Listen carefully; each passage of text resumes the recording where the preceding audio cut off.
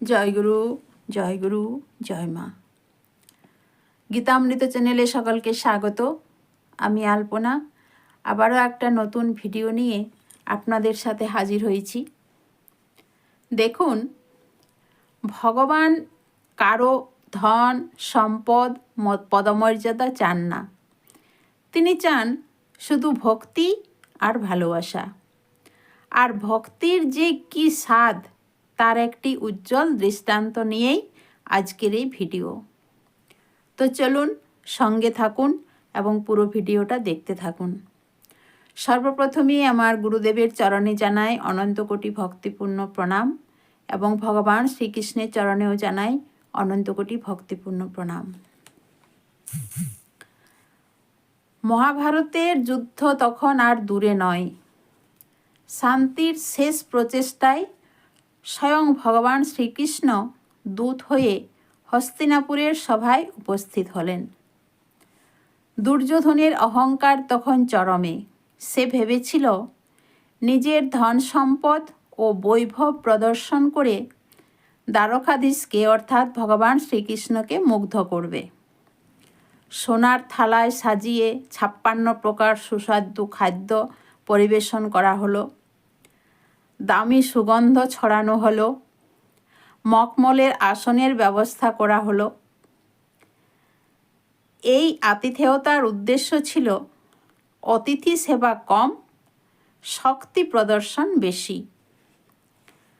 দুর্যোধন যখন গর্বভরে কৃষ্ণকে ভোজনের আমন্ত্রণ জানালো, তখন মাধব অত্যন্ত স্বাভাবিক অথচ দৃঢ়কণ্ঠে তা প্রত্যাখ্যান করলেন।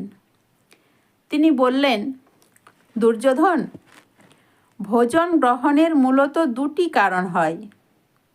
এক, যে খাওয়ায় তার হৃদয়ে গভীর প্রেম থাকতে হবে, অথবা দুই, যে খায় তার প্রবল ক্ষুধা থাকতে হবে।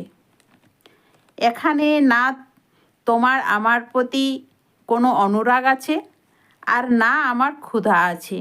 সুতরাং অহংকারে মোড়া এই ভোগ গ্রহণ করা আমার পক্ষে সম্ভব নয়। রাজপ্রাসাদের জাঁকজমক ত্যাগ করে কৃষ্ণ সরাসরি মহাত্মা বিদুরের সাধারণ কুঠিরের দিকে চলে গেলেন। তখন বিদুর বাড়িতে ছিলেন না। তার স্ত্রী সুলক্ষণা বিদুরানী দরজায় স্বয়ং পরমেশ্বরকে দেখে অভিভূত হয়ে গেলেন। 3 লোকের অধীশ্বর যে কোনো পূর্ব বার্তা ছাড়াই এক দাসী পুত্রের ঘরে এসে দাঁড়াবেন, একথা তার কল্পনারও অতীত ছিল। প্রেম ও ভক্তির আবেগে তিনি এতটাই বিভোর হয়ে পড়লেন যে আতিথেয়তার নিয়মকানুনেরও কথাও ভুলে গেলেন। কৃষ্ণ শিশুর মতো সরল কণ্ঠে বললেন, কাকি, খুব খিদা পেয়েছে, আমাকে কি কিছু খাওয়াবে না? নিজের দারিদ্র্য আর কৃষ্ণের ঐশ্বর্যের তুলনায় বিদুরানী ব্যাকুল হয়ে উঠলেন। ঘরে ছিল মাত্র কয়েকটি কলা। তিনি প্রভুর সামনে বসে তার দিব্য মুখমণ্ডলের দিকে একদৃষ্টে তাকিয়ে কলা ছাড়াতে লাগলেন। ভক্তির উন্মাদনায় তার চোখ দিয়ে প্রেমাশ্রু ঝরছিল। সেই গভীর তন্ময়তায় এক বিরাট ভুল হয়ে গেল। তিনি কলার শ্বাস ফেলে দিচ্ছিলেন আর খোসা তুলে দিচ্ছিলেন ভগবানের হাতে। অন্তর্যামী কৃষ্ণ ভক্তের সেই প্রেমময় উন্মাদনায় ছবি দেখছিলেন। বিন্দুমাত্র দ্বিধা না করে তিনি শুকনো খোসাগুলো এমনভাবে গ্রহণ করতে লাগলেন যেন স্বর্গের অমৃত আস্বাদন করছেন। প্রতিটি গ্রাসে সঙ্গে কৃষ্ণের মুখে যে তৃপ্তির দীপ্তি ফুটে উঠেছিল তা দুর্যোধনের 56 ভোগেও ছিল না। এই সময় বিদুর ঘরে ফিরে এসে দৃশ্যটি দেখে হতভম্ব হয়ে গেলেন।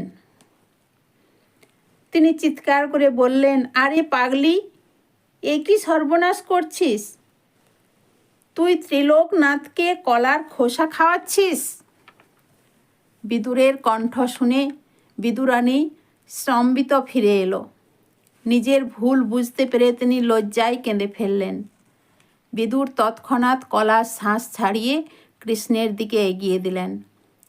ভগবান এক গ্রাস মুখে নিয়ে মৃদু হেসে বললেন, বিদুর, এই ফলে যে স্বাদ আর সুগন্ধ কোথায়, যা কাকির দেওয়া খোসায় ছিল।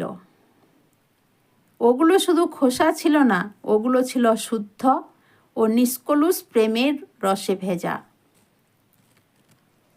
তো এই প্রসঙ্গটা আমাদের শেখায় ঈশ্বরের ধন, দামি উপহার বা বাহ্যিক জাঁকজমকের প্রয়োজন নেই।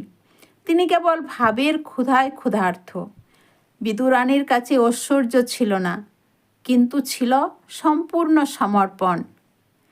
যেখানে হৃদয়ে সরলতা ও প্রেম থাকে, সেখানে ভগবান নিজেই হেঁটে আসেন এবং ভক্তের অজান্তে হওয়া ত্রুটিকেও নিজের অনুরাগে ঢেকে দেন।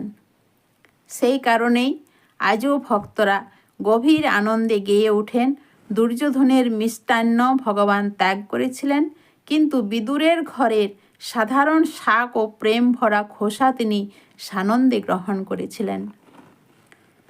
তো এই লীলার মধ্য দিয়ে আমরা শিক্ষা পাই যে ভগবান ধনসম্পদে সন্তুষ্ট হন না, তিনি চান ভক্তের হৃদয়। যেখানে ভালোবাসা নিখাদ, সেখানে ভগবান নিজেই উপস্থিত হন। তাই আসুন আমরা ভক্তির মাধ্যমে তাকে কাছে টানি।